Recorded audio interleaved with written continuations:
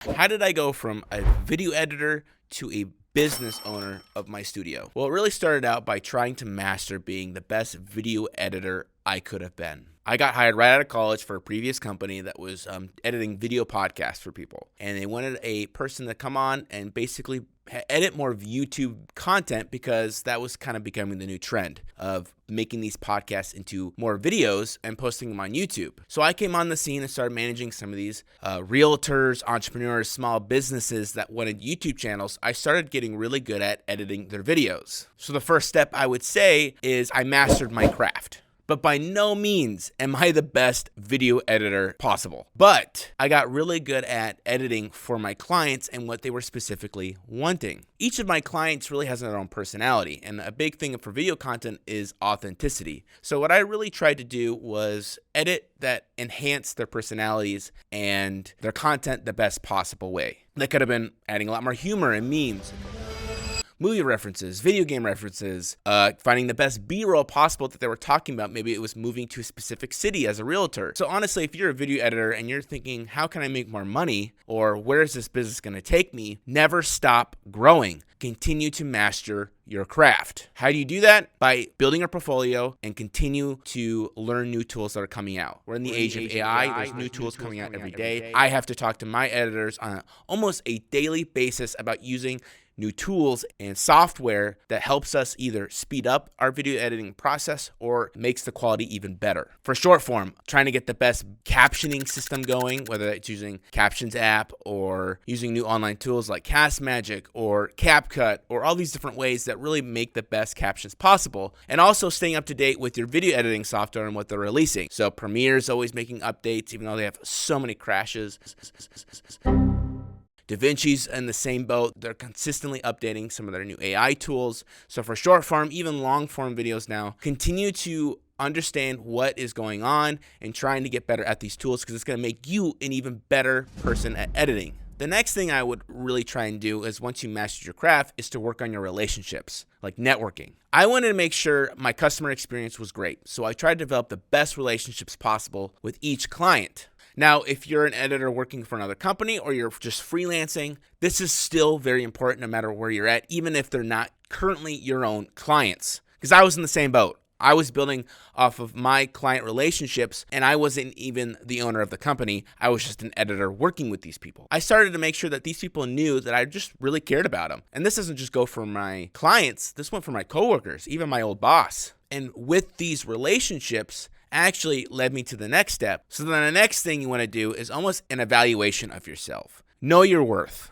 At this point, I thought I was just a simple editor trying to make his money. But because I knew my worth, I started to ask more questions about the business I was working in. And I started to realize that company was going downhill fast. And I couldn't be just getting a paycheck from them because at some point, that paycheck wasn't going to be there and I was going to be out of a job. Long story short, the company wasn't really marketing and wasn't really advertising what they could have done. It didn't know its worth. But I knew my worth as an individual and I knew that there was something in store for me from a career standpoint. So after I evaluated all that, the last thing I probably say to do was I took action. So if you're an editor, you've mastered your craft, you've now built your relationships, you know your worth, you've evaluated yourself. The last thing is you take action. I made a deal with my old boss. Because of that relationship I built, I was able to pretty much take those clients and those relationships I built and take them to my own business. Okay. And because I knew my worth, I knew that a studio would also be in the works because I knew my clients would like that. They want that. I knew there was a demand for that. So to recap and maybe rewind to the beginning,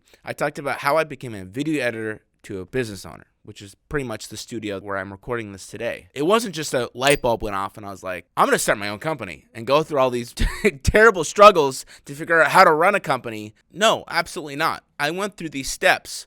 And it's important to go through these steps because it's a learning process. Now my goal is I can't really even be an editor because I have to work on my business versus in my business. I have to pretty much build a team around me that are better editors than I was and that can do some of these things. Because now my value is not pretty much in what I'm doing, it's what I can do for the business. And that's creating videos like this. It's marketing, it's building relationships, it's working with my clients and making sure that they're taken care of. It's developing more content, it's internal content, external content, all kinds of content, original content that where I'm trying to increase the amount of cash flow coming into my business. I can't be worried about if this video has the correct audio or it sounds okay or certain slides are going, graphics look okay. I can't worry about that stuff anymore. I can't spend 3 or 4 hours on a video. My time is worth more. But I got to that point because I mastered it, at least to my capabilities. I then grew my relationships and grew my network, and then I evaluated myself. I knew my worth. And the last thing, pretty much those 3 lead to the last one, which is I took action and I started my company. It's doable. So if you're an editor right now and you're freelancing, you don't have to worry about the company and the relationships you're building there. There's pros and cons to that. But right now, you just got to worry about some of the steps. You're already kind of running your own company, so taking action, you already kind of took an action, but you can grow it to wherever you want to go. You could start your own big company or stay as a small freelancer. It's totally up to you. And if you're an editor for a company, continue building your network and your relationships. It's very important for that one because, again, I got my opportunity because of the loyalty I gave to my old boss and the extreme care I put into my clients and the relationships I had with them led me to this. Is it possible for you as an editor to go past being just an editor and make simple dollars? Absolutely. Be encouraged by that. You can own a studio like I do, but know your dreams and goals because not every editor wants to own a studio, wants to go beyond it. They want to make money, they want to be successful, but they don't want more problems because the more you scale, the more you grow, the more my business grows, the more problems I have to deal with, the more I have to worry about cash flow, paying my employees, doing all these things. Maybe you're like, I just want to make enough money. Then focus on the little things. Have those goals to just be a successful editor. Work on those relationships.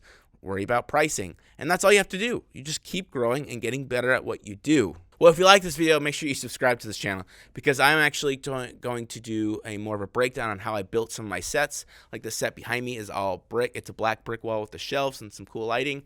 I also have another one that's all about a wooden wall pretty much that is very trendy right now that a lot of companies are using. And I also have a brand new podcast set to my right that I just built out and I'm actually going to debut with my daughter who's 3 years old. It's going to be a hilarious video. Check it out. If it is live, it's going to be right here on this end screen. Or it hasn't come out yet, so get subscribed and you're going to see it. Thanks for watching. I hope to see you soon.